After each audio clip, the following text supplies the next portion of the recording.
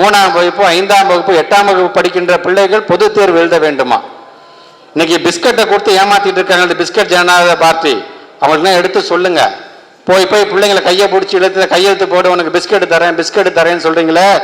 அதனால தான் சொல்லுங்க, என்னதான் நீங்க பிஸ்கட் கொடுத்தாங்க உனக்கு தான் அந்த பிஸ்கட், எங்களை பொறுத்துங்க அங்கே தெளிவா இருக்கும். எங்களுக்கு நீ அல்வா கொடுக்குற அந்த அல்வாவெல்லாம் நாங்கள் வாங்க மாட்டோம் என்பதை நம்முடைய பிள்ளைகளும் சரி பெற்றவங்களும் சரி நீங்க தெளிவான சிந்தனையில் இருக்கிறார்கள் என்று சொல்லும் பொழுது, இன்றைக்கு அதை அதிகமாக எடுத்து செல்ல வேண்டிய பணியில் இங்கே வருகை தந்திருக்கின்ற மாணவ சமுதாயம், பொது உடைமை இயக்கத்தை சார்ந்த சமுதாயம் நீங்கள் முழுமையாக உங்களை ஈடுபடுத்திக் கொள்ள வேண்டும் என்பதற்காகத்தான் உங்களை சந்திக்க நாங்கள் இங்கே வருகை தந்திருக்கின்றோம்.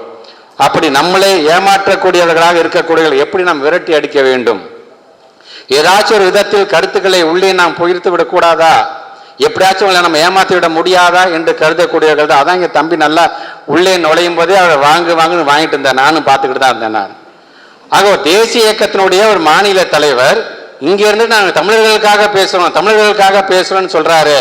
அது ஏதாச்சும் ஒரு விதத்துல தமிழர்களுக்காக பேசுறேன். கையெழுத்து வாங்குறிய, ஒவ்வொரு பிள்ளைகளா கூப்பிட்டு கையெழுத்து வாங்குறீ. ஒன்னே ஒன்று கேட்குறீங்க, அரசு பள்ளி மாணவர்கள் எல்லாம் சேர்ந்து தானே நீட்டு வேணான்னு கையெழுத்து போட்டு கொடுத்தோம்.